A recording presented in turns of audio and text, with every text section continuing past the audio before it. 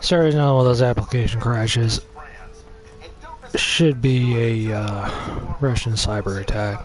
I've alluded to this several times, so the information's there. The complete reveal after by the time I get my next win. Thank you. We will know for certain. That's what I'm trying to say. At that time, when I get my next win. Thank you. All right, moving forward. And the Spectrum TV app to watch TV wherever you are. And if you're an internet customer, you can use your username and password to enjoy access to a nationwide network of Wi-Fi hotspots. Head to spectrum.net to create your username today. When we break news, we have breaking news on the president's legal battle. We're merely breaking the surface of the story. We're getting a first look at images provided by the federal government of girls who have been separated from their parents. And the only way to uncover the whole story, we have news just breaking tonight, is to dig deeper than anyone else. This is an important story on developments in law in the Trump era. There are judges now across the country who are fighting back against the way this administration has cracked down on immigration while also failing to come up with a solution to the family reunification problems it caused. Now, it's been over 2 weeks since a federal judge ordered the Trump administration to reunite all of the 2,500 migrant children separated from their parents. Now, the good news is most have been reunited, but 559 remain in government custody, and 365 parents of those children have been deported, which is itself an ongoing humanitarian crisis. Now, on Thursday, a federal district court judge voiced outrage when discovering that the Trump administration was deporting a mother and daughter while their court hearing was still happening. And this was a highly unusual move, the judge demanding the plane turn around and bring them back to the U.S. and threatening to hold the Attorney General of the United States, Jeff Sessions, in contempt, something we were discussing in a different context earlier tonight. Now, those two people seeking asylum were basically trying to escape what they call gang violence from El Salvador, and that's part of a lawsuit that has been filed by the ACLU that challenges the way that Sessions has excluded people who are fleeing gang violence from getting asylum. Meanwhile, the union that represents 350 immigration judges in our country is pushing back against pressure from the Trump administration to try to speed up these deportations. This is something called the National Association of Immigration Judges, and they did something important. They filed a grievance against Jeff Sessions' DOJ. This was on Wednesday when it began, because it occurred after there was a DOJ replacement of a Philadelphia delaying the deportation of this young undocumented immigrant from Guatemala. Now, this judges union is basically arguing that the DOJ is overstepping its authority and undermining a key concept, judicial independence. I'm pleased to say that I am joined now by Judge Dana Leigh Marks, President Emeritus of the National Association of Immigration Judges. She's practiced immigration law for 41 years in San Francisco. Judge, thank you for making time to walk us through this tonight. Thank you so much for having me, Ari. It's a complicated issue. It is, and one that is important, and that you and your colleagues have argued has both a legal due process dimension and a moral dimension. So for people who are following this and saying, what does this mean, that judges are kind of pushing back against what Jeff Sessions and the Trump administration are doing, how does that work, and what are you trying to achieve? People have to remember that the immigration judges in the United States are administrative judges, which is a Tapes have already viewed its copy. Work within the Department of Justice. Unlike most judges, that means that we have a boss, Attorney General Sessions. Congress sets the laws, but many of the policies that are implemented are established through the Attorney General and directives that he or she makes. But immigration judges are the trial-level judges who decide whether or not someone is actually in the country illegally, and if so, whether that person is entitled to some kind of benefit, such as asylum. So we need a guarantee of judicial independence, of decisional independence, so that we can be sure that political pressures are not affecting the way that judges are allowed to carry out their role. And recently we have felt additional encroachments on our ability to do our job as judges.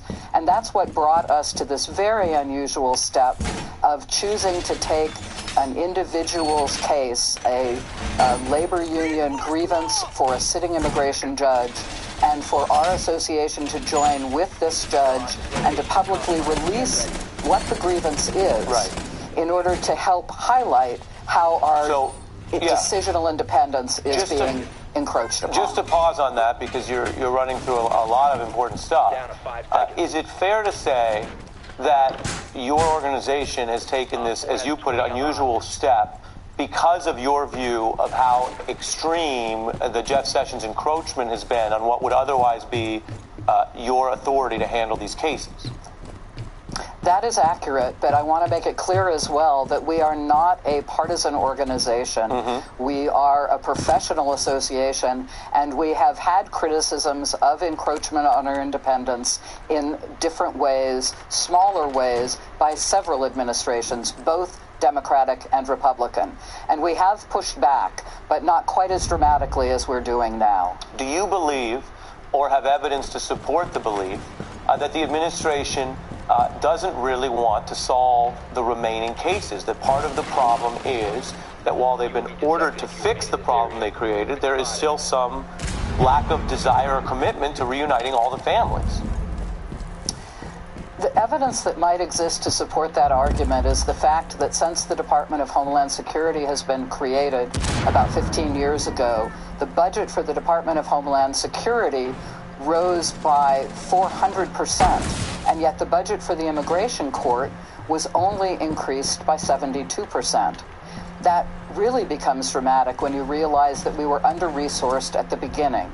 So it has allowed a tremendous backlog of over 730,000 cases pending before a core of just 350 immigration judges, which is an overwhelming and inappropriate amount of cases for any judge to be expected to handle in an effective and efficient way. That could be, if one wants to be cynical, planned, or it could just be inadvertence. One of the reasons why we've argued that we should not be in the Department of Justice is that the primary goal and role of the Department of Justice is law enforcement, and it's a premier law enforcement agency that we're very proud of. But that said, that's not necessarily the place for a neutral immigration tribunal, which is what we are. So we feel that our mission no longer fits within the context of the Department of Justice, and we've urged Congress to take us out of the Department of Justice and make us a separate organization that doesn't have a law enforcement boss at its head. You have given us a primer here on some of the most important issues, including the separation of powers, the role of these adjudications within the Justice Department, and the larger question that I think America continues to debate, which is immigration really as simple as building a wall and deporting people, or is there this much larger process that requires both due process and humanity? And so, Judge Marks, I appreciate you spending time with us tonight. Thank you so much, Ari. Thank you. I appreciate your allowing me. Of course. Now, coming up, we turn to some politics, including Republicans now saying to save the GOP, you have to actually vote against Republicans in the House. Very interesting. We'll explain. That's next. We have a bunch of questions. Have we ever seen anything like that before in American governance? Did this thing actually end? Is it still going on? Am I asking the right questions here? That's the heart of the matter, right? Should those dots be connected? Do I have that right? And am I right to see it that way? How are we supposed to know? What do you make of that decision? Is that accurate? What does that sound like to you? Is that weird? What does that mean? Sounds a little nuts, right? Is it fair to say? What's going on with that? Why is this happening? Why is that? Why is that? Why is that? Lots more to get to tonight. Stay with us. George woke up in pain, but he has plans today, so he took a leave this morning. If he'd taken Tylenol, he'd be stopping for more pills right now. Only Aleve has the strength to stop tough pain for up to 12 hours with just one pill. Tylenol can't do that. Aleve. All day strong, all day long. Now introducing Aleve back and muscle pain for up to 12 hours of pain relief with just one pill. Salads should look like this. Crisp leaves of lettuce, freshly made dressing, clean food that looks this good, delivered to your desk. Now delivering to home or office. Panera, food as it should be. Trust in me. taking all you do. Have the faith I Simply Safe. Home security done right.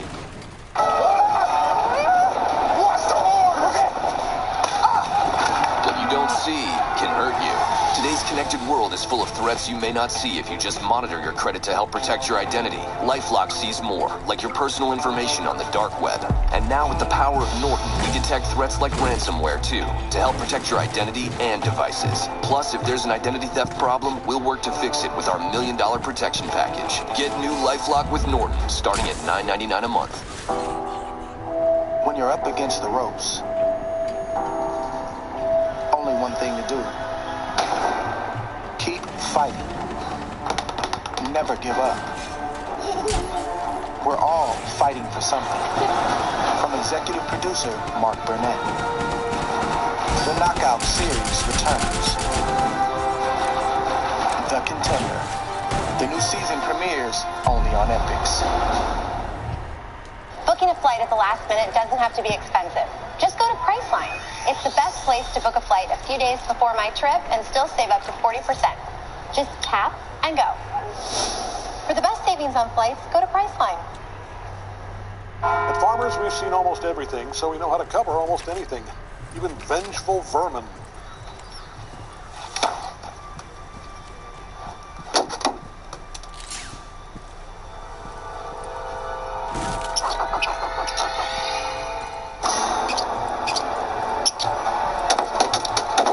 Not so cute when they're angry. And we covered it. We talked to farmers. We know a thing or two because we've seen a thing or two. We are farmers. Bum, bum, bum, bum, bum, bum. Shoes off! Belts off! That's why I wear Skechers slip-on shoes. They're comfortable, and they come in a variety of styles. Slip on and off easily as well. You're Tony Romo. I am. You still gotta lose the belt. Come on. Slip into comfort with Skechers slip-ons. As several of our experts were explaining earlier this hour, President Trump is deliberately pivoting back to a culture war by attacking NFL players who take a knee for the national anthem. And we know from a report back in May that Trump has told close associates he believes the NFL protests are, quote, a winning, strong issue for him that give voters a reason to support his party in the midterms. So that's one view, but there is a very, very prominent Republican who thinks this whole approach could actually push potential Republican voters towards the Democrats. And that is the former chief speechwriter for President George W. Bush, arguing today, quote, the only way to save the GOP is to defeat it. And he calls on his fellow Republicans to use this midterm election to back Democrats in House races, even if they don't agree with Democrats on everything. And this speechwriter, Michael Gerson, says this is bigger than any one policy because if Republicans retain control of the House in November, Trump will have proved the electoral value of racial and ethnic stereotyping, and that will make things much worse than they even are today. He argues, quote, the GOP will be fully committed to a 2020 campaign conducted in the spirit of George Wallace, a campaign of racial division, urban-rural division, religious division, and party division that metastasizes into mutual contempt. That's a lot. And notice that Gerson, a Republican, is arguing real politics here. He's not appealing to everyone's better angels. He's simply stating that ethical and moral Republican voters now, in this midterm, have a role to play in providing some kind of public electoral punishment for race baiting. And that only that can provide a check on their party as it itself chooses their strategy going forward. The reference to George Wallace is, of course, as stark as it is depressing. Gerson, a Republican, acknowledging that in his view, the current GOP could actually fully become a party of quote-unquote segregation, because that, of course, is what Wallace formally stood for and ran on. Rarely does a prominent member of the Republican Party go this far, warning his own party's future could be headed for the past in every sense of the word. It's an important part of this discussion, and our panel joins me on all the implications next. Generosity. A spirit that's real. Real. A symbol of who you are in everything you do. Pulling every single person with you. Generosity. That's the loan. Worthy of the crown.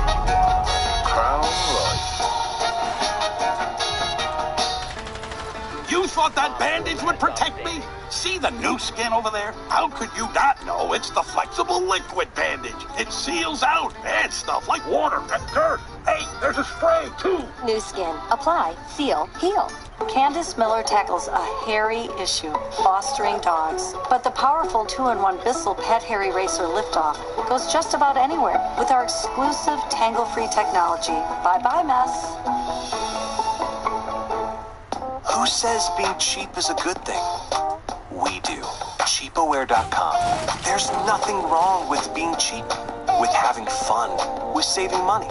So go ahead. Be smart. Be cool. Be cheap. Just download, click, or call and save on the best flights, hotels, cars, and more.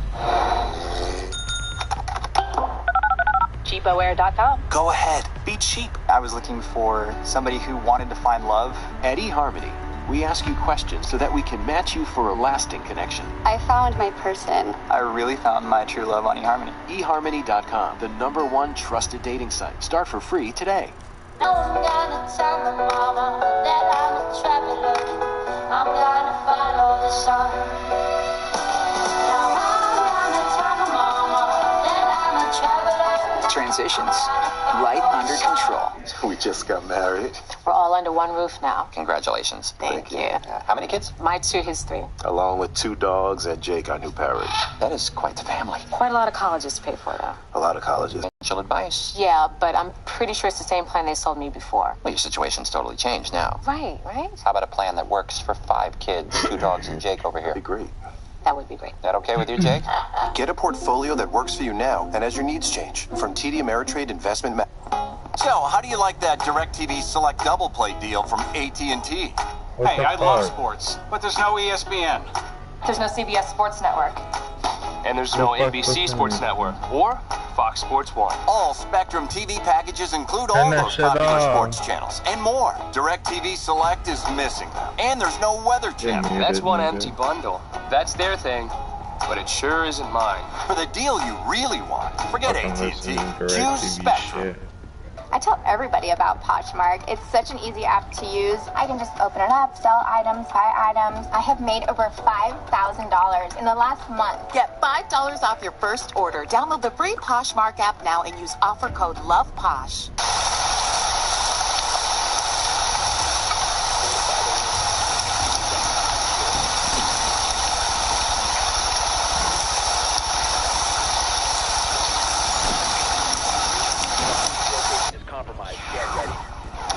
Today, former President George W. Bush's top speechwriter penned an op-ed in the Washington Post that urges Republicans to do something unusual. Vote for Democrats to take the House in November as the only remaining way to actually save the Republican Party from itself. That provocative headline is something, but Gerson's not alone. There are actually, of course, many former top-ranking GOP officials who've come out against their own party and urged voters to support Democrats in November. Many of them you even see on your TV screens. Joining me now is Evan McMullen, a former presidential independent candidate and CIA operative, joining us live from Iowa, and Jonathan Alter back with us. Evan, you are someone who tried in your own way to take on the Trump drift. And you lost, and a lot of other people lost. How do you view what people like Gerson and other Republican leaders are doing, and is it the right way to do it? Yeah, well, look, I think a lot of people are saying a similar version of this, whether it's Steve Schmidt or Gerson or others. Look, I'm also of the opinion that if we have a party in control of the House of Representatives, let's take just that one chamber for a moment, that will not fulfill its constitutional responsibility to exercise oversight and constraint of the executive branch, and even goes beyond that and uses its power in that chamber to erode the rule of law and to protect a president that is clearly corrupt and has encouraged a foreign adversary to intervene in our electoral process. I mean, if a party in control of the House chamber can't even oppose that, well then yes, they don't deserve to be in control of the chamber, and so we need to make a change there. I do hope though that a handful of moderate Republicans will survive this. Why? Because I don't think it's right for us in this two-party system, which it is for now. I don't think it's right for us to give up on either party. But I do think that regardless of whether the Republicans stay in control of the House or lose the House, we are looking at a Republican Party that will, over time now, shrink and become more extreme and more loyal to Donald Trump as long as he's in power. And once he goes, I still think the party is headed down, has gone far enough down a path of Trumpism and sort of white nationalism and the like that I don't expect it to come back soon. And I do believe that the only way for it to come back is to suffer the consequences of that movement. But I do hope still, and that there are some moderate voices that remain to hopefully maybe a decade down the road or a decade and a half turn the party around. Yeah, and as you know, Jonathan, 15 years is a good amount of time to wait for progress in politics. All depression aside, though, for people who are looking at this, do the Michael Gersons of the world hit it right? Is it more powerful to simply leave the party? Do you need a challenge to Trump from within the party? Or do you have people like Paul Ryan who've shown where they're headed, and that tells Republican voters it's Trump's party now? Well, they can say that, but if there's a thumping this fall, then there's going to be a reckoning, in late November. And why not be part of a movement to resist the hijacking of their party? We've talked a lot about how democracy and our democratic traditions, our institutions are on the line in November. Because obviously, if the Republicans hold the House, Trump will be so emboldened that what we've seen so far will look like patty cake in terms of his assault on our institutions. But it's also kind of game on for the future of the Republican Party, because he will complete his hijacking, complete his hostile takeover of that party. And remember, this is the party of Lincoln. This is the party of the 13th, 14th, and 15th Amendments. And they are turning from the party that freed the slaves to the party of white nationalism. There's still a chance to prevent that from happening, but that has to start now. And so if you're a serious Republican, you have to vote Democratic this fall. And so, Evan, being out in Iowa and having been on the hustings yourself, how much of this conversation is the grassroots conversation, or is this, again, one of those times, as we have so often in politics, where the national or quote-unquote elite conversation is different from people thinking about jobs and health care on the ground? Yeah, well, look, people are thinking about pocketbook issues and economic issues, and they're focused on their families and getting their kids through school and to school and all of that. That's true. But I do want to comment on something that Jonathan said. I don't look at this, the Republican Party. I don't think it's not quite fair to say that this is the Republican or this is the party of Lincoln. It once was the party of Lincoln. Yeah, once was. But yeah, once was. And I know Jonathan, I've had many discussions. I don't think he disagrees with these sentiments necessarily. But the party was the party of Lincoln early on. But then ultimately the party decided in the last century to pursue what was called the Southern Strategy, which by its own explicit definition was a strategy to win over remaining Southern racists. And I say remaining because not everyone in the South is a racist, obviously. But the Republican Party wanted to win over the votes of the remaining racists in the South as the Democrats embraced the civil rights movement. And the Republicans wanted to do it in a way that would not turn off moderate Republicans, traditional Republican, Lincolnian Republicans. And so that's what they did. They pursued the strategy, and they brought in all these racists.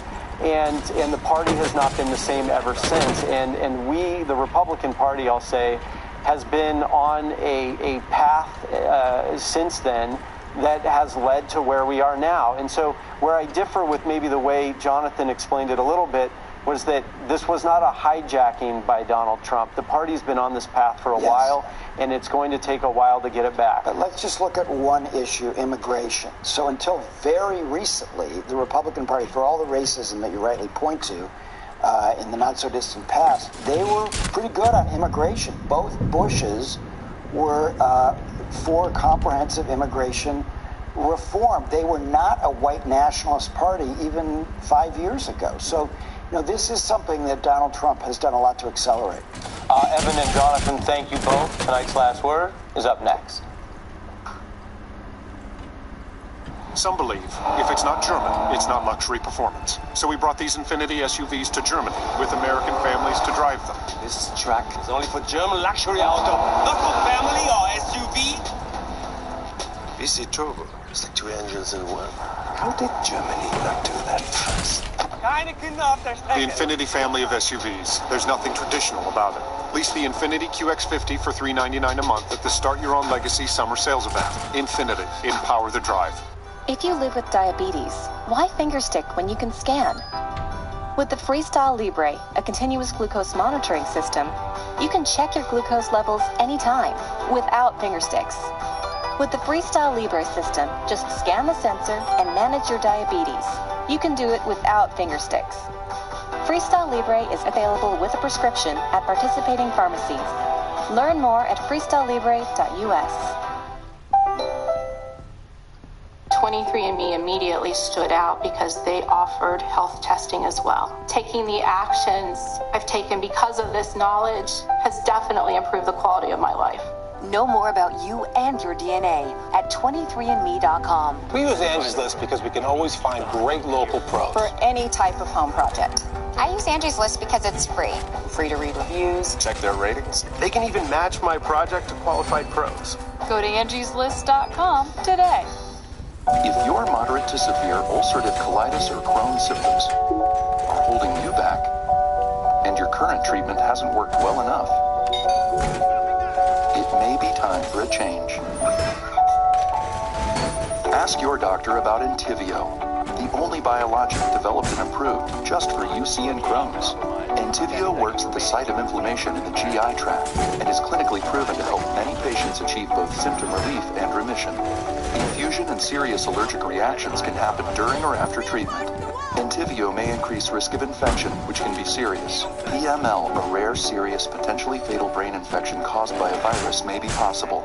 This condition has not been reported with Entyvio. Tell your doctor if you have an infection, experience frequent infections, or have flu-like symptoms or sores. Liver problems can occur with Entyvio.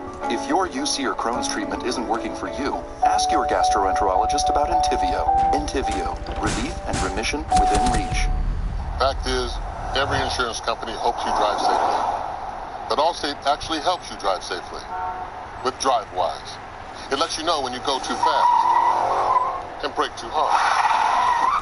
With feedback to help you drive safer, giving you the power to actually lower your cost. Unfortunately, you can't do anything about that. Now that you know the truth, are you in good hands?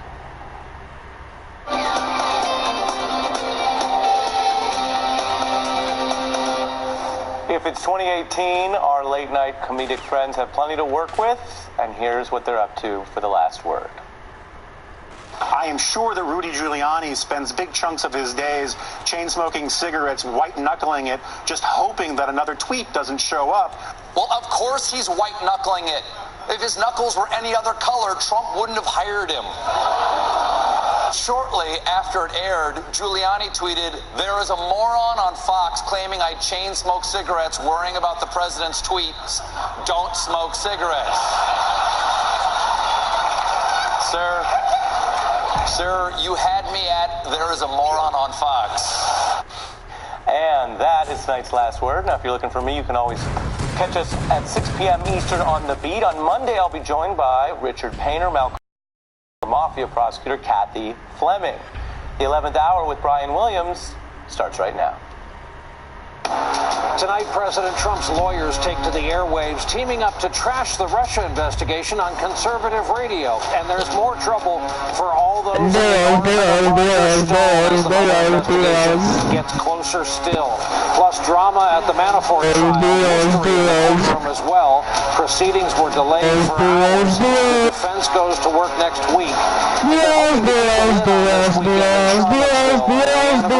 what happened there last year. The president, silent on that topic, but did take a swing at NFL players, while Omarosa takes some big swings at him in her new book.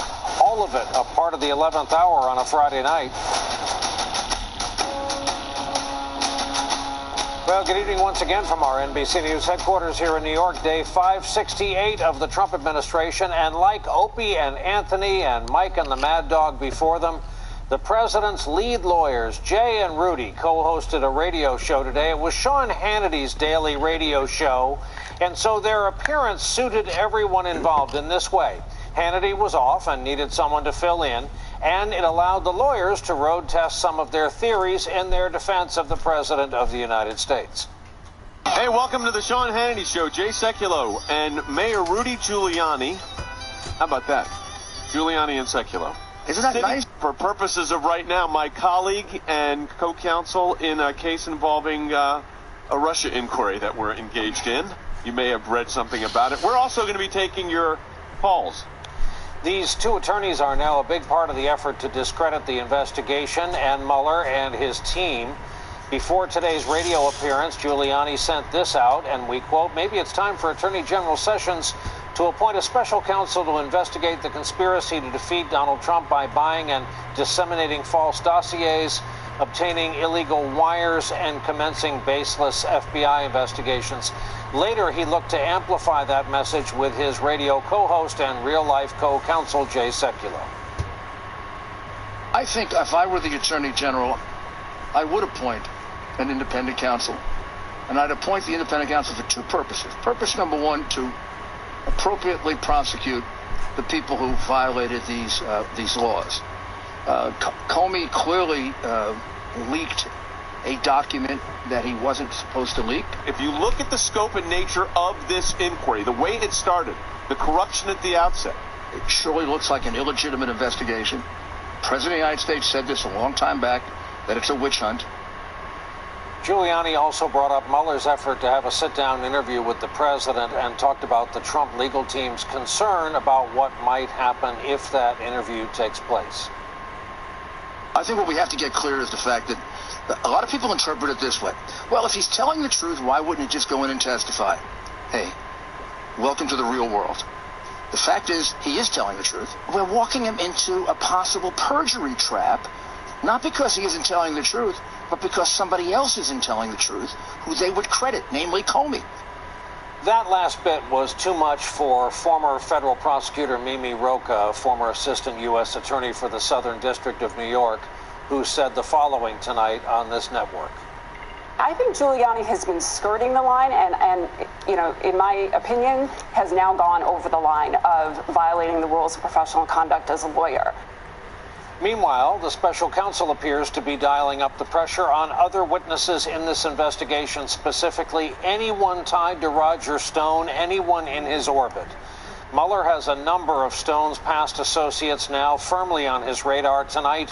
One of them, Andrew Miller, is being held in contempt for refusing to testify before a grand jury hearing evidence into the Russia investigation.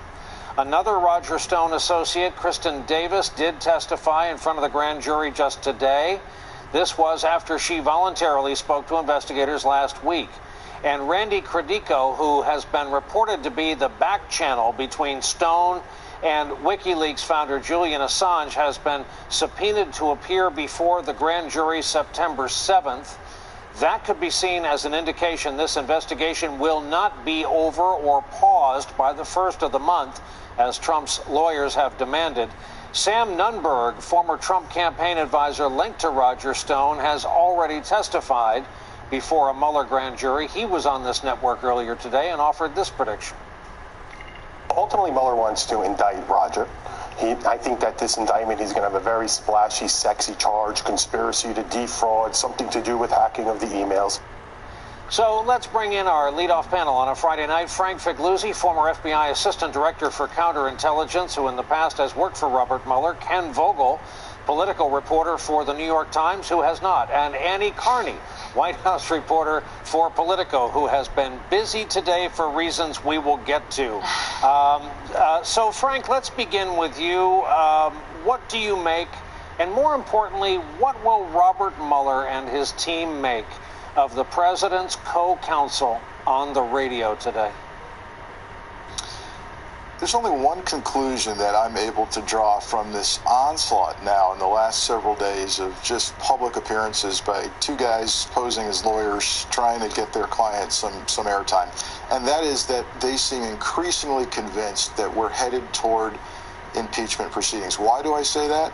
Because this has become completely an all-out preparation of the battleground for the public mind and heart in anticipation of what they seem to believe are going to be articles for impeachment. There's no other way to explain how they're taking over the airwaves and doing all of this. And the issue of supposed journalistic entities allowing partisan political hacks to take over the airwaves as we are several weeks away from midterm elections is something that actually the FCC should be looking into.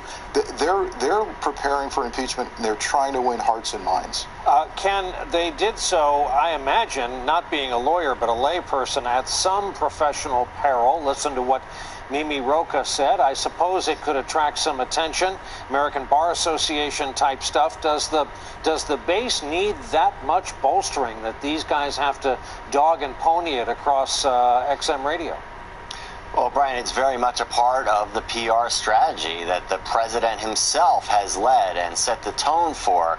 And it just shows, frankly, how far Rudy Giuliani has come from when he first started on the legal team and famously was sort of chastised by Donald Trump for not having his facts straight on the Stormy Daniels payment, the $130,000 hush payment to Stormy Daniels. Now you see him very much channeling the president, talking about a witch hunt, suggesting that there needs to be an investigation of Mueller's team, and we do see that strategy having some effect. If you look at the polls, it's not just the base, it is numbers rising of folks who are skeptical of Robert Mueller and therefore might be less inclined to accept the results of his investigation. That, I think, rather, although it may be partly what Frank was saying, a preparation for impeachment, but it certainly also is a preparation to try to undermine any adverse findings that Robert Mueller might come with in his report. Annie, have we ever seen anything like this? You've got the Fox News involvement with Sean Hannity handing off to two lawyers for the President of the United States. I mean, it speaks more to the odd role that Hannity is playing, too, that Hannity is a White House advisor, and the interchangeability between, I mean, it's one thing to have these guys on his show as guests, and the other to actually hand over the reins as hosts, taking calls from listeners. The lines are blurred between all the roles here, with lawyers playing the role of spokespeople, TV hosts playing the roles of advisors. They're all on the same team at the bottom line, and that's what we saw here today. Let's not forget Sean Hannity, Michael Cohen client. Hey, Frank, let's talk about the signs that things are tightening around Roger Stone, and tell us where you expect this to be going. Yeah, Roger Stone is going to turn out to be a bigger fish than I think many people realize. We've all been focused on Manafort and the Trump Tower meeting and Gates.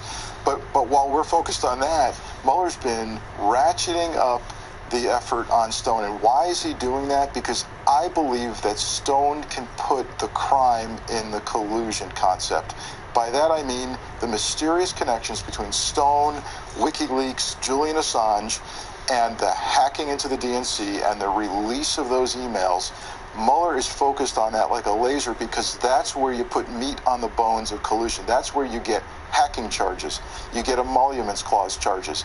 You get conspiracy charges. And in the middle of that is Roger Stone, a guy who's been around for years playing dirty politics, but I think he may have crossed the line. And Mueller knows a lot more about Stone than any of us do. Why?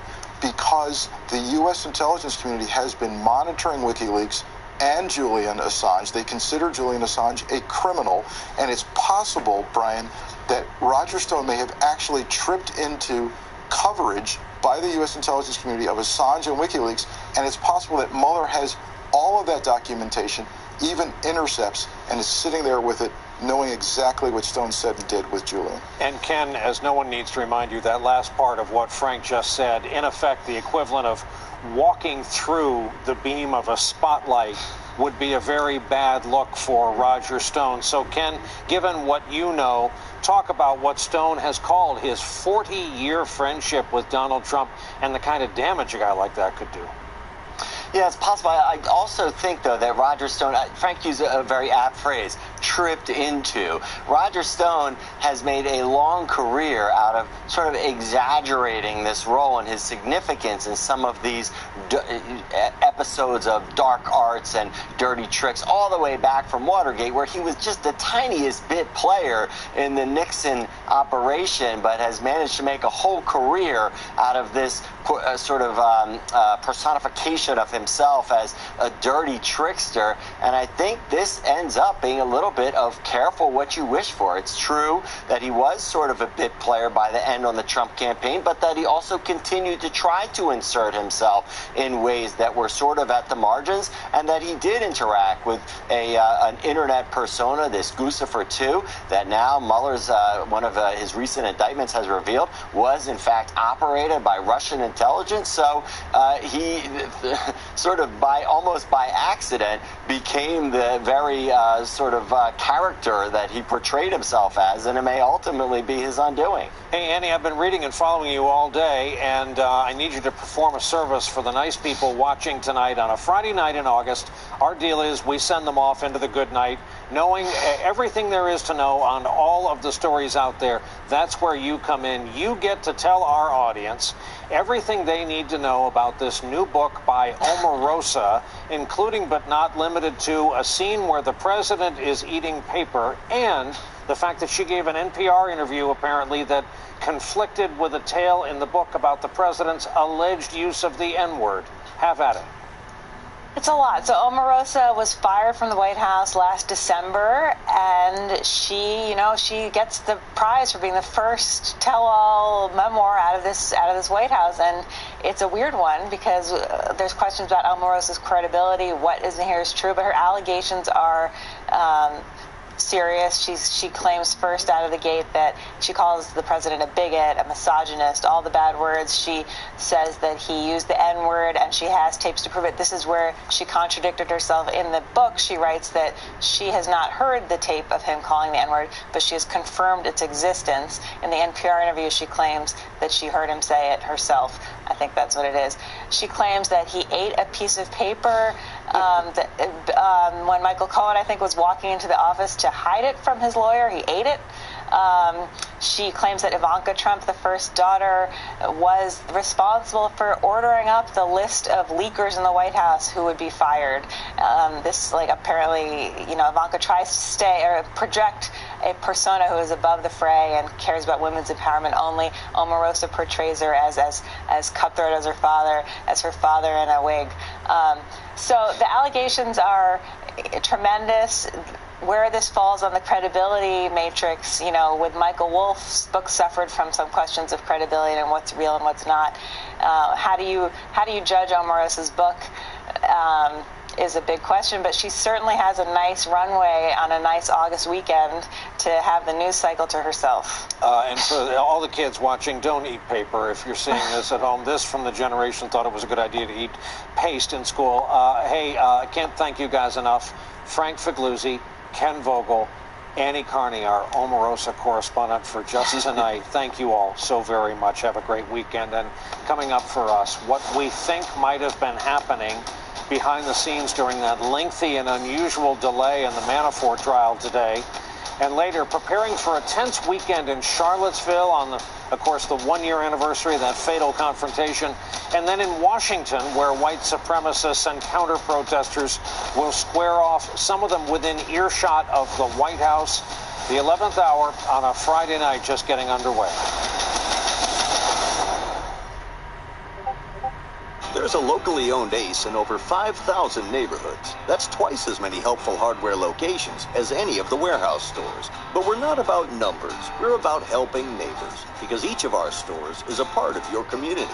5,000's a lot, but it's nowhere close to the number of ways we can help you. Join us for the 5,000 Store Celebration Sale. Don't miss the daily deals and incredible savings on hundreds of items throughout the store, Friday through Monday. Ace is the place with the helpful hardware, folks. How can we say when you book direct at choicehotels.com, you always get the lowest price in our rooms, guaranteed? Let's say it in a really low voice. Carl? Lowest price, guaranteed. Just stick with bada book, bada boom. Book now at choicehotels.com. Running a business means I can't waste time, especially when I'm hiring. I used to pore over resumes, but now I post my jobs on Indeed. Their screener questions help me get to my shortlist, people with the qualifications I need, like 5 years experience. All saving me time that I get to put back into running my business. Hiring's better when you've got your shortlist. Start your first job posting with free premium placement on Indeed. It's so hard to believe, but it's all coming back to me. All you can eat is back, baby. Applebee's. Know what? No, what? I just switched to Geico and got more. More? Got a company I can trust. That's a heck of a lot more. Over 75 years of great savings and service. You can't argue with more. Why would you? Geico. Expect great savings and a whole lot more. This is LA. Forget the stereotypes. Glitz, glamour, and suntans. People think they know LA? They don't know LA. We've been here for 60 years. We won 6 championships, 22 pennants, and 16 division titles. It's not enough. We still have more to do. The 2018 Los Angeles Dodgers on Sportsnet LA. Exclusively on Spectrum. I owed the IRS $10,000. The IRS garnished my wages. They put a lien on my house. The IRS is the most powerful collection agency in the world. They do not give up until you pay. Tax Solutions Now can get you help. Our agents know the rules, can stop the pain, and get you the best deals. I called Tax Solutions Now, and they got the IRS off my back. Call 800-752-5326. 800-752-5326. Where do you have one community that has 4 unsolved crimes in 4 years? They found her car abandoned on the Bluegrass Parkway with a flat tire. It was just like she got out of the car and just vanished. I've never seen anything like it. He said they killed him, Chief. They killed him. The disappearance of Crystal Rogers, tomorrow at 7/6 Central. It was a mysterious and rather dramatic end to week 2 of the Manafort trial, with the president's name coming up in court again today. But before the day could even begin, proceedings came to a screeching halt. With the jury out of the room, the judge and attorney spent much of the day huddled in private conversation and in recess officially, with no explanation as to why. Transcript of what went on has been placed under seal. At the same time, the prosecution is once again asking the judge to revisit comments he made in front of this jury. This time, they were unhappy with what the judge said while prosecutors were discussing a loan that they say Manafort fraudulently applied for but did not receive. In the motion, they argued, quote, the court's statement that the government might want to spend time on a loan that was granted misrepresents the law regarding bank fraud conspiracy, improperly conveys the court's opinion of the facts, and is likely to confuse and mislead the jury. Well, when witnesses finally did take the stand, jurors were told that Manafort may have used his position to dangle possible Trump administration jobs, including some big ones, in exchange for massive bank loans. With us to talk about all of it, we welcome back Danny Savalos, a veteran criminal defense attorney, and we welcome Chad Day, an investigative reporter for the Associated Press. He was inside court today for all of these proceedings, or lack thereof. Danny, I heard Chuck Rosenberg on this network earlier tonight. He was U.S. attorney for this district at one time. He was theorizing this could be one juror who came in today and said, Your Honor, I looked at a device, I saw television coverage, someone talked to me, I talked to another juror, which would still take a lot of time to churn through, correct? Absolutely. It could have been a juror riding on the subway or commuting or seeing a newspaper and glancing at it, or maybe a juror overhearing another juror, but either way, This is a process that takes a long time. They have to take the juror aside in the presence of counsel, remove the other jurors, ask that juror, hey, what did you find out? And a lot of the time gets burned up as the attorneys huddle in their corners and decide not really so much whether or not the juror did or didn't do something, but how can we spin this to our side's favor? Do we like this juror? Because there may not even be a consensus on the team whether they like that juror.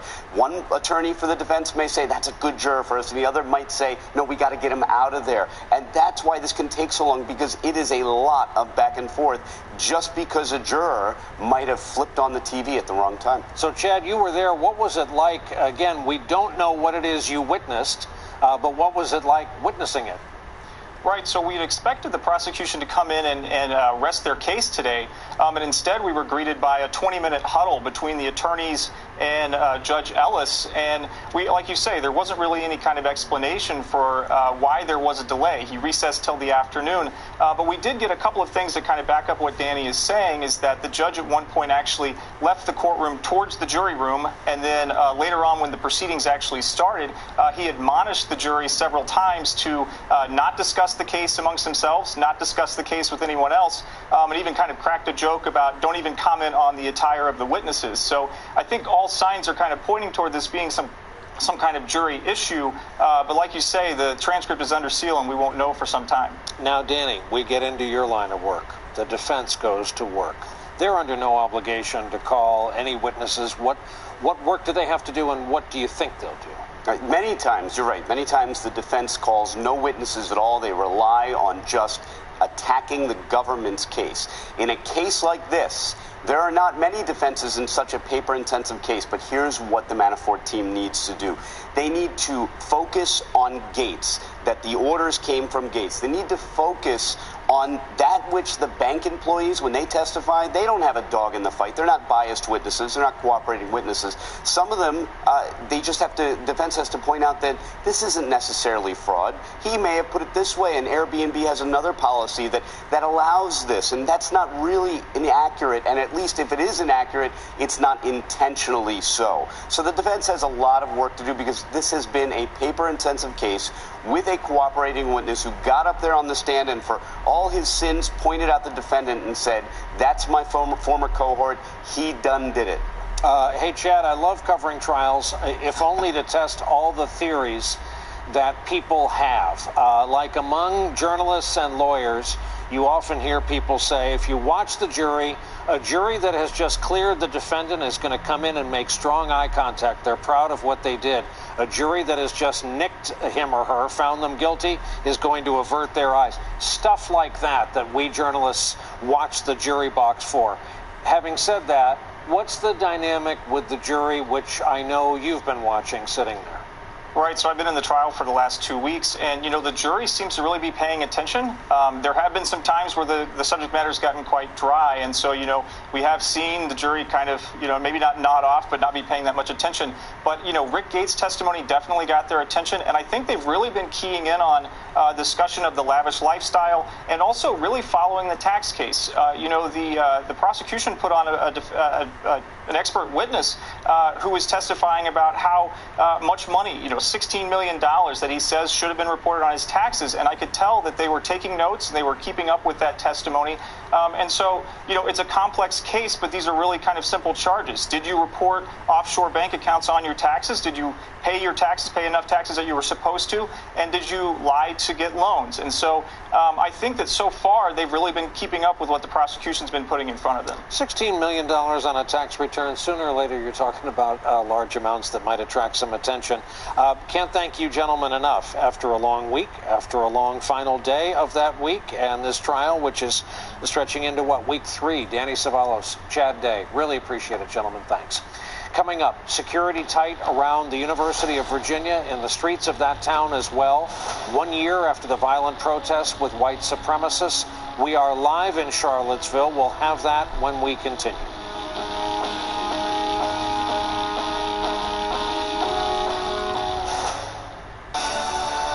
Ignite your passions. Explore more. Discover. Embrace adventure. new memories. This summer, drive a Mazda and chase the sun. Spread your wings. Mazda. Feel alive. Let's do an ad of a man eating free waffles at Comfort Inn. They taste like victory because he always gets the lowest price on our rooms guaranteed when he books direct at choicehotels.com. Or just say bada book, bada boom. Book now at choicehotels.com. Are you done yet? Does it look like I'm done? Shouldn't you be at work? Todd, hold on. Your real bike's all fixed. Man, you guys are good. Well, we are the #1 motorcycle insurer in the country. Wait, you have a real motorcycle? And real insurance with 24-hour customer support. Well, I retire as champion. Game hog. Champion. Hey, renovators.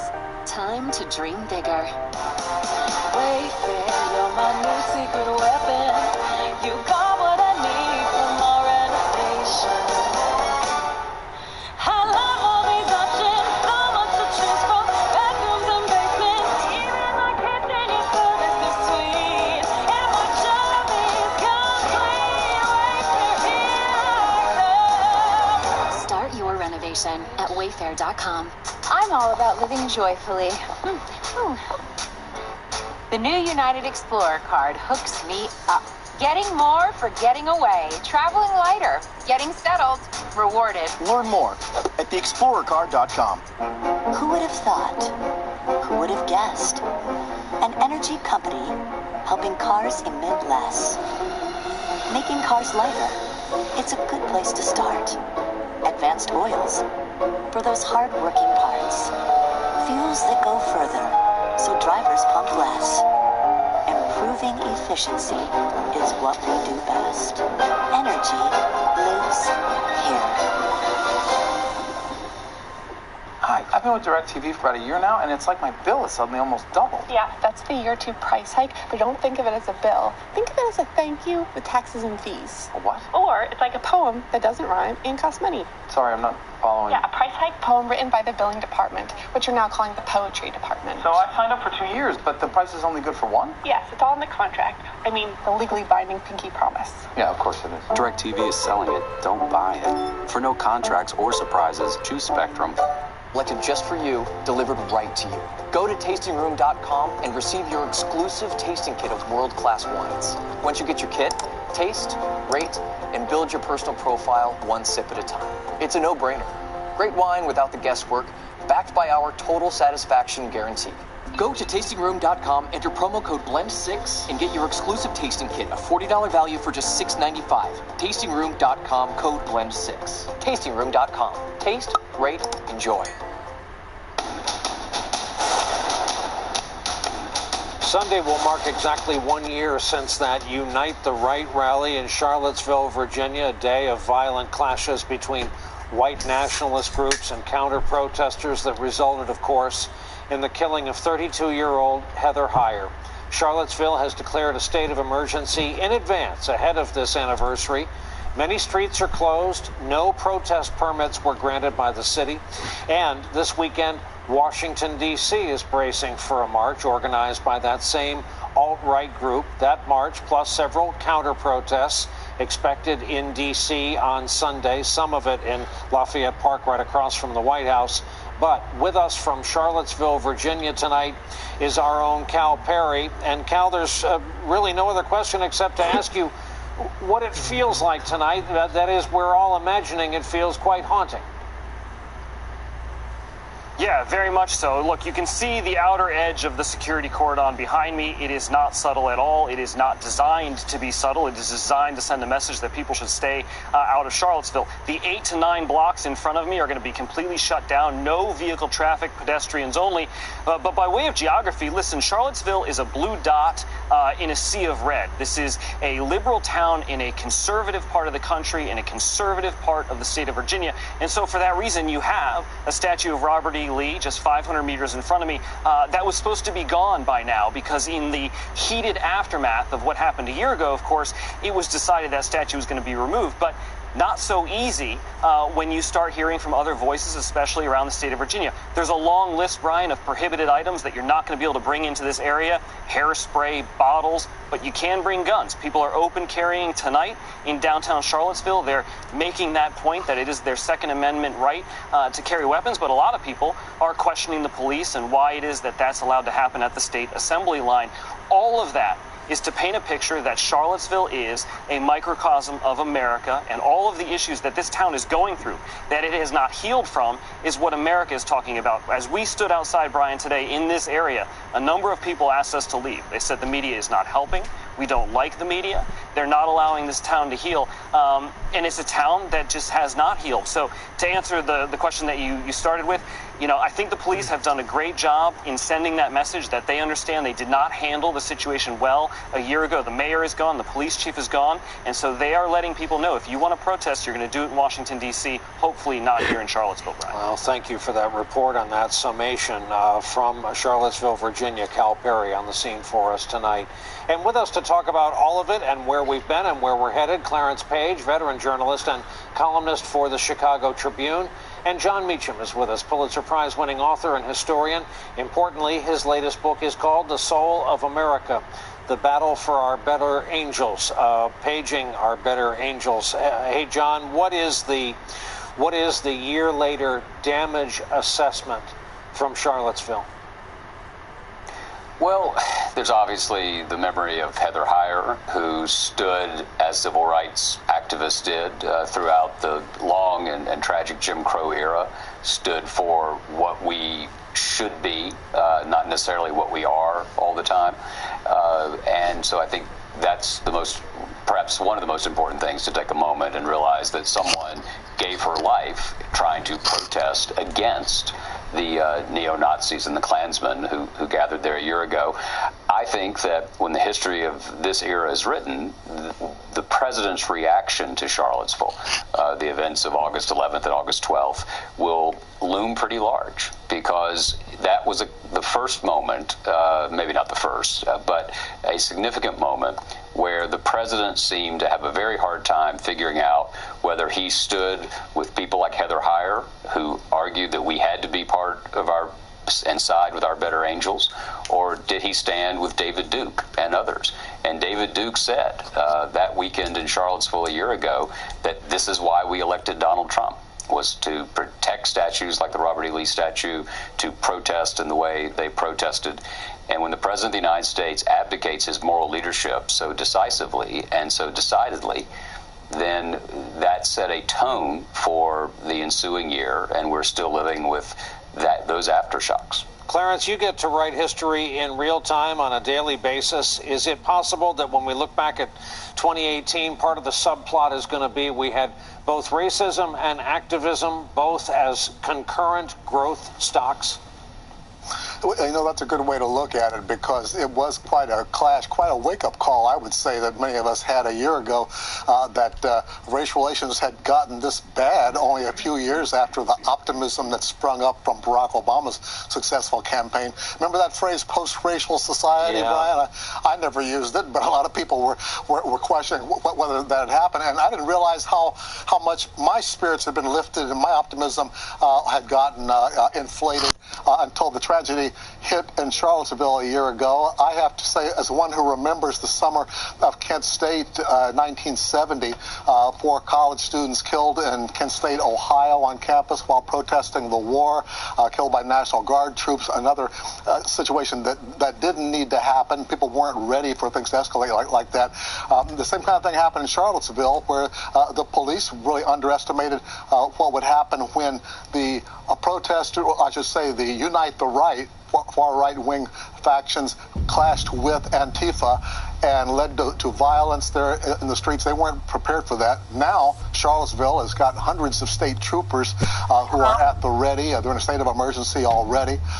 Here in Washington, which is a little more accustomed to this kind of disruption, things are pretty quiet, like August in Washington usually is, but I expect they're going to be a lot noisier here tomorrow and Sunday. Of course, one of the tragedies is that Charlottesville is known for anything but being home to one of the great universities in our country.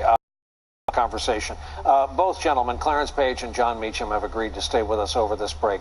We'll take this break, and when we come back, coinciding with the start of the NFL preseason, the president renews his dispute with protesting pro football players and further adds most don't even understand why they're outraged.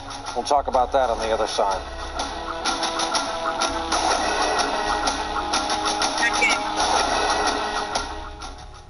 The fact is, there are over 9,600 roads named Park in the U.S. It's America's most popular street name. But all state agents know that's where the similarity stops. If you're on Park Street in Reno, Nevada, the high winds of the Washoe Zephyr could damage your sighting. And that's very different than living on Park Avenue in Sheboygan, Wisconsin, where ice dams could cause water damage. But no matter what park you live on, one of 10,000 local Allstate agents knows yours. Now that you know the truth, are you in good hands? Every time the mailman comes, he thinks it's his bark box. Get $40 worth of toys, treats, and chews for as low as $21 a month.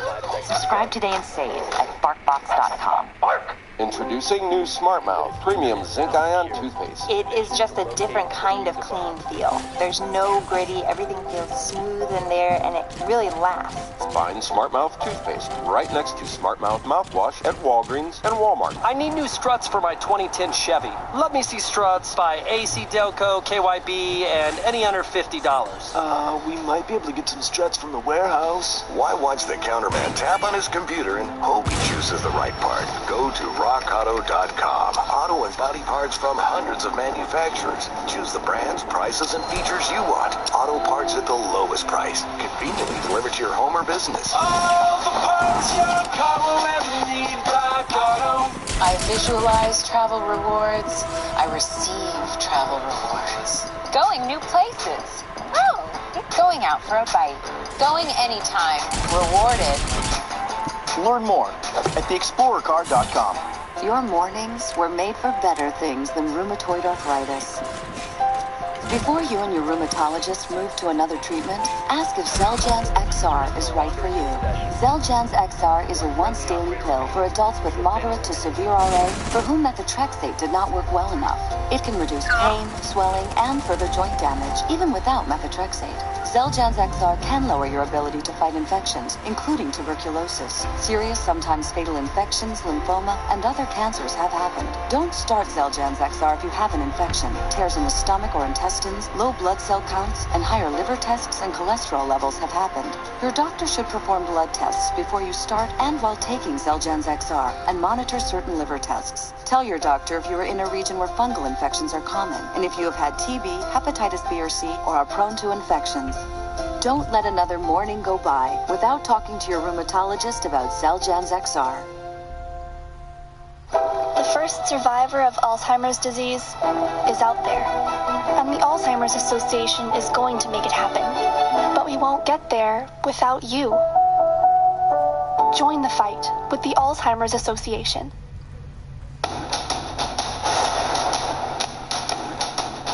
Wouldn't you love to see one of these NFL owners, when somebody disrespects our flag, to say, get that son of a bitch off the field right now, out, he's fired. He's fired! You have to stand proudly for the national anthem. Well, you shouldn't be playing, you shouldn't be there. Maybe you shouldn't be in the country. You have to stand proudly for the national anthem. Well, pro football is back, preseason at least, underway, and someone must have alerted the president. Bright and early this morning, President Trump shared these thoughts, quote, "The NFL players are at it again, taking a knee when they should be standing proudly for the national anthem. Numerous players from different teams wanted to show their outrage at something that most of them are unable to define." He adds, "Be happy, be cool, and this warning, stand proudly for your national anthem or be suspended without pay. League policy is still unclear on how to address those players who protest. But as Eli Stokols of the LA Times observes, quote, the new NFL season brings Trump an opportunity to heighten attention to his ongoing feud with the African-American players, a wedge issue that animates a number of his white voters heading into the November midterm election." Still with us, Clarence Page and John Meacham. John, I got to say, I missed football. I was excited for last night. My beloved Giants didn't skip a beat. They lost just so we wouldn't feel any shock over the end of last season and the beginning of this season, because they care about their fans. And then this happens. We need certitude in these times. Yeah. What is going on with the president and the National Football League, other than the league's kaleidoscopic inability to deal with this challenge from the president? I think the piece you just read from is exactly right. It's an elective feud that the president has undertaken, an elective battle, and this is absolutely for the base. It's kind of 101, old Southern strategy, and I say that as a Southerner, but everybody knows what he's talking about when he talks about these people shouldn't be in the country, and it works with the base, I think, that 35% or so of the country that seems to be inclined to follow Trump anywhere, including into a sphere of our civic life that a lot of us think should be above and beyond politics. But if it becomes about politics, it becomes about players who are exercising their First Amendment rights, an amendment written by a man who lived not far from Charlottesville, James Madison. So I think it's pure, old-fashioned, unattractive, and divisive politics. And it's the kind of thing where the president's playing to fear, not to hope, and he's going to pay a high price for this, if not in the short term, certainly in the long term of history. Clarence, Fox News again today proved it's always an interesting place. I heard Dana Perino, and I'll paraphrase her, say that questioned a rich white guy asking about the freedom of speech of rich black guys. And then we're just coming off the following from Laura Ingraham, well known to many in the media world, a former Supreme Court clerk, longtime lawyer. She said this, and we've attached her attempt at a cleanup the next night. In some parts of the country, it does seem like the America that we know and love doesn't exist anymore. Massive demographic changes have been foisted upon the American people. And they're changes that none of us ever voted for, and most of us don't like. Now, much of this is related to both illegal and, in some cases, legal immigration that, of course, progressives love. The purpose of last night's angle was to point out that the rule of law, meaning secure borders, is something that used to bind our country together. And despite what some may be contending, I made explicitly clear that my commentary had nothing to do with race or ethnicity. All right, Clarence Page, what do you think's going on here? Let me say, I've known Laura Ingraham for about a couple of decades since she was fresh off the campus, and I advised her quite some time ago that one Ann Coulter is enough, and that she doesn't really make a good look for her to come off as a far right, anti-immigrant xenophobe, if you will. I think it's kind of a ratings grab, just like I think Donald Trump's little fiasco with the NFL started out as an attention getter, even if it's meant stepping on his own message. He has some more important issues going on at the time. But he becomes obsessed when people defy him in anything. And I think this whole NFL protest, which began with Kaepernick, would have faded away on its own had Trump not kept pumping it up like he is still pumping it up. And it's not helping him. It's not helping the NFL. I don't think it's helping his numbers, really, because what's his base? Largely white males who love the NFL. I don't think he's going to change their minds in any kind of a way that's going to help him at all. But this is the kind of fiasco that we have stumbled into. Well, gentlemen, this is why we have smart guys like you on the broadcast at times like this. Our friends Clarence Page and John Meacham. John, please keep those better angels on speed dial, will you? A lonely nation is asking. It's in our contacts. All right. Thank you both. Really appreciate it. Have a good weekend. And coming up for us, does the U.S. military need a sixth branch? Can the nation afford it right now? What else is out there that may compete more urgently for our time and attention right now, tonight, and around the world?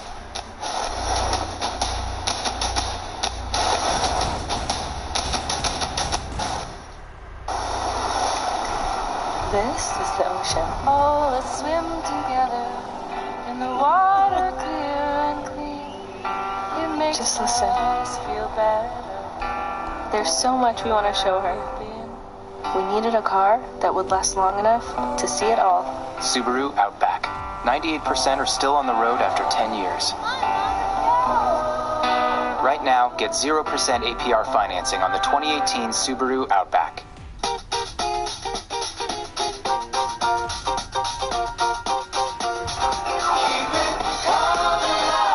If you keep on eating, we'll keep it coming. All-you-can-eat riblets and tenders at Applebee's. Now that's eating good in the neighborhood.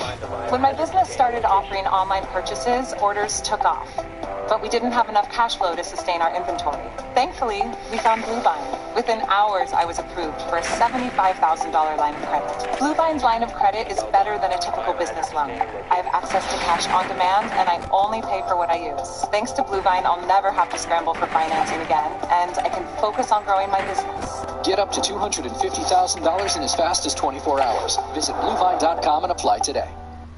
Running a business means I can't waste time, especially when I'm hiring. I used to pore over resumes, but now I post my jobs on Indeed. Their screener questions help me get to my shortlist, people with the qualifications I need, like 5 years experience.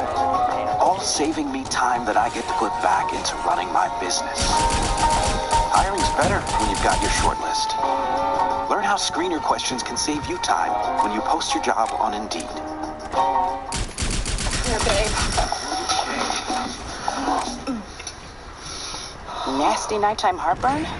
Try new LM gummies. The only fast, powerful heartburn relief plus melatonin so you can fall asleep quickly. Oh, what a relief it is. We've got exciting news at North Hollywood Toyota. We've teamed up with Kelly Blue Book, and we're now your trade-in headquarters. Get an instant cash or trade-in offer based on Kelly Blue Book values right inside our dealership. Best part is, it's free. Like you said, it's great. Get an instant Kelly Blue Book quote online today at NorthHollywoodToyota.com. So trade in your car today and drive away in a brand new Toyota. North Hollywood Toyota. Let's go places. So, how do you like that DirecTV Select Double Play deal from AT&T? Hey, I love sports, but there's no ESPN. There's no CBS Sports Network. And there's no NBC Sports Network or Fox Sports 1. All Spectrum TV packages include all those popular sports channels and more. DirecTV Select is missing them. And there's no Weather Channel. That's one empty bundle. That's their thing, but it sure isn't mine. For the deal you really want, forget AT&T.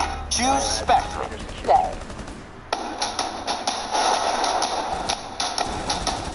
I had a great meeting with Putin. We discussed everything. I had a great meeting.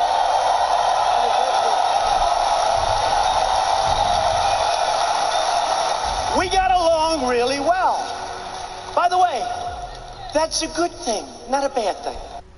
Just 1 week ago, President Trump was telling supporters just how good his relationship with Putin of Russia is. Now, facing more sanctions from the U.S., Russian leaders are striking a decidedly different tone. According to Reuters, the Prime Minister Dmitry Medvedev offered this warning: if the new sanctions impact Russian banks, quote, it would be possible to clearly call it a declaration of economic war, and it would be necessary to react to this war economically, politically, or if needed, by other means. At least that sounds closer to normal over the years.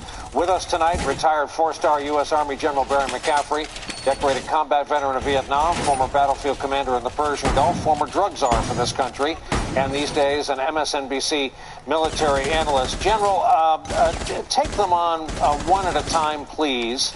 And that is, what are Russia and North Korea and their leaders trying to game from this country? Well, I think they've got a clear understanding of their own objectives, which I think we lack in the United States. But by the way, I'm still very much convinced and confident in Secretary Jim Mattis at DOD, and Mike Pompeo is an extremely capable person over at State, and Gina Haspel is a very professional, knowledgeable person, and Secretary of the Treasury is first rate.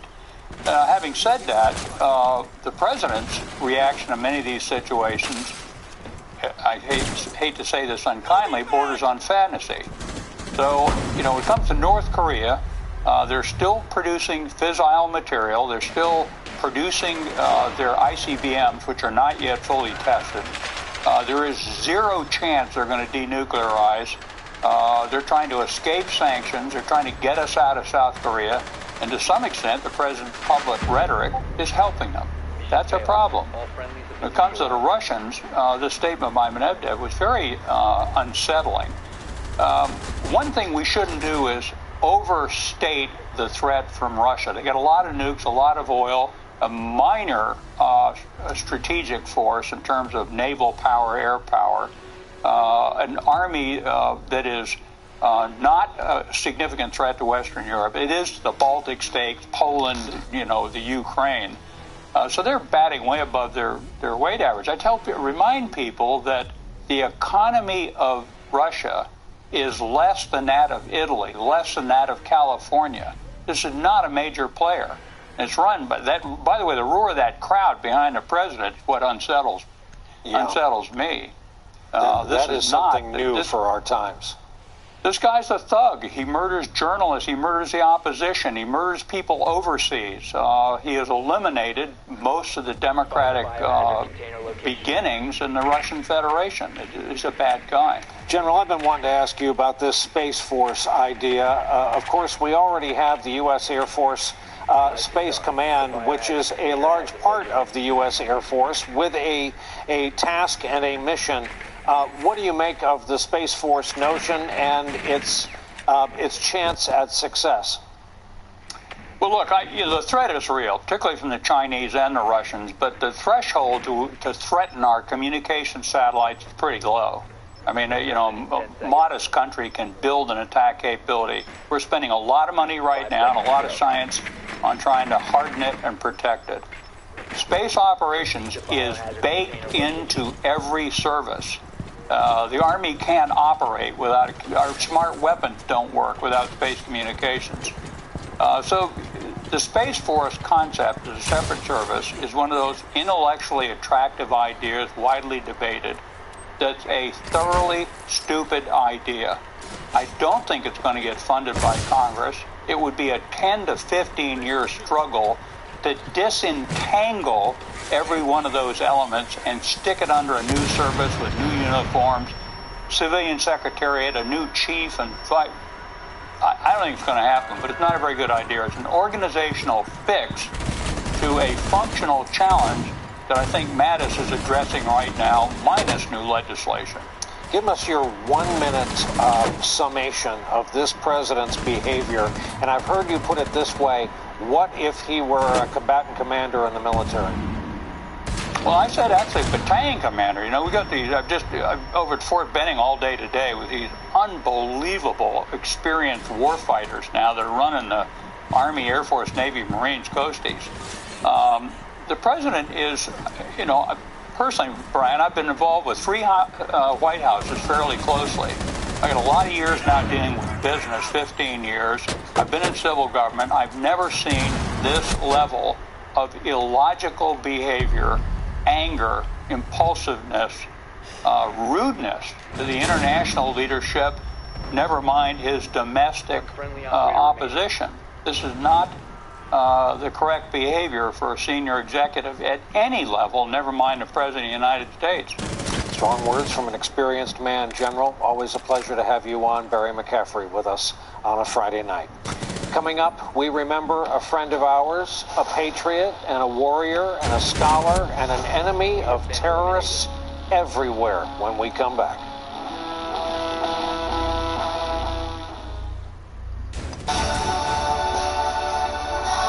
Ignite your passions. Explore more. Discover. Embrace adventure. Seek new memories. This summer, drive a Mazda and chase the sun. Spread your wings. Mazda. Feel alive. With the new Chase Ink Business Unlimited card, I get unlimited 1.5% cash back. It's so simple, I don't even have to think about it. So I think about mouthfeel. Introducing Chase Ink Business Unlimited with unlimited 1.5% cash back on every purchase.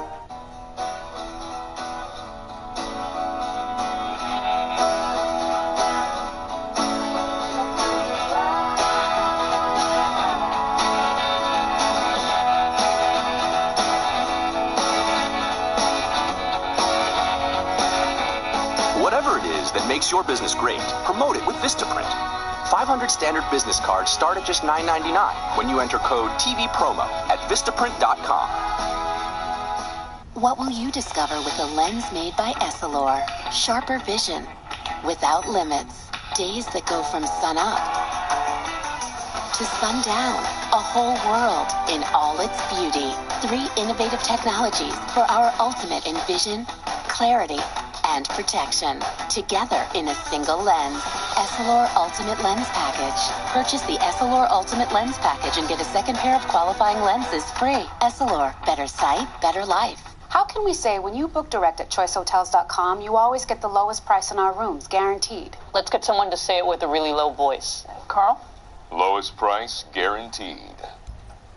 What about the world's lowest limbo stick? How low can you go? Nice one, Carl. Hey, I've got an idea. Just say bada book, bada boom. Bada book, bada boom. Nice. Always the lowest price, guaranteed. Book now at choicehotels.com. Having my mom around to help with my daughter means the world to me, so I got her a smartphone. Amanda, I'm out front, honey. It's the Jitterbug Smart from Great Call. It's got one of the biggest, brightest screens, and with the built-in 5-star app, I know she can always get help. One touch and you'll be immediately connected to a highly trained agent who can confirm your location, assess the situation, and get you the help you need. Service starts as low as $17.48 a month. Available at Best Buy or Rite Aid. You might take something for your heart or joints, but do you take something for your brain? With an ingredient originally discovered in jellyfish, Prevagen has been shown in clinical trials to improve short-term memory. Prevagen, healthier brain, better life. Hate is on the rise in America. It's emboldened, normalized, and destroying lives. When Gabe got those tattoos, I just thought his life was over. I've dedicated my life to pulling people out of hate. I know how these people think and how to help, because I used to be one of them.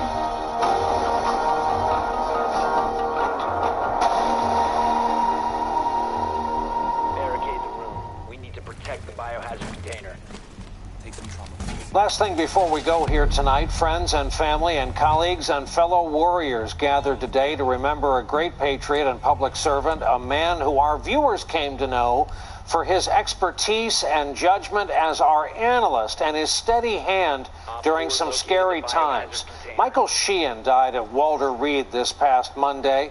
He will be remembered most, perhaps, for what he wrote just before the turn of this century. Back in 1998, a secret memo urging the U.S. government to cut off financing to a man named Osama bin Laden and to stop giving sanctuary to an organization named Al-Qaeda. After within his own government, Sheehan became frustrated at the lack of action. In looking back on his life as a soldier, statesman, and scholar, the New York Times this week quoted Sheehan as asking his colleagues at the time, what is it going to take to get them to hit Al-Qaeda? Does Al-Qaeda have to attack the Pentagon? Of course, that was just one of the targets on 9/11, and Sheehan helped secure the other, New York City. He ran the then brand new NYPD Counterterrorism Bureau, and he turned it into a world-class organization in its field, rivaling federal agencies. Mike was born and raised in New Jersey. I always thought the reason we got along so well was we shared an exit and neighboring towns. We both grew up just off exit 117 of the Garden State Parkway, 114 if you want to go the back way. Mike left the Jersey Shore for West Point, then Ranger School, then Special Forces as a Green Beret, where one hostage rescue mission got the attention of the New York papers. He later earned 2 master's degrees. He was chief of counterterrorism at the State Department. He oversaw special operations at the Pentagon and peacekeeping at the UN, which he was proud of.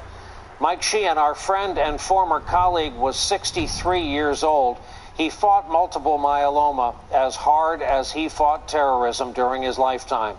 We, of course, send along our condolences to his family. That is our broadcast for this Friday night and for this week. Thank you so very much for being here with us. Have a good weekend and good night for all of us here at NBC News headquarters in New York.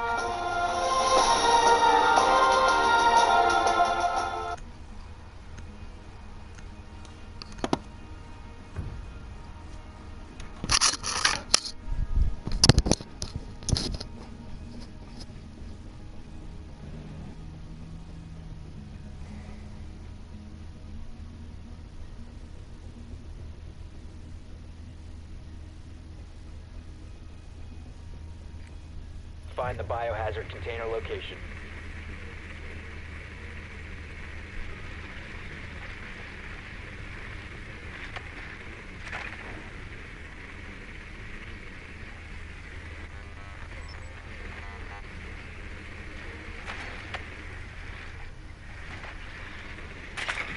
Nicely done. The biohazard container has been located.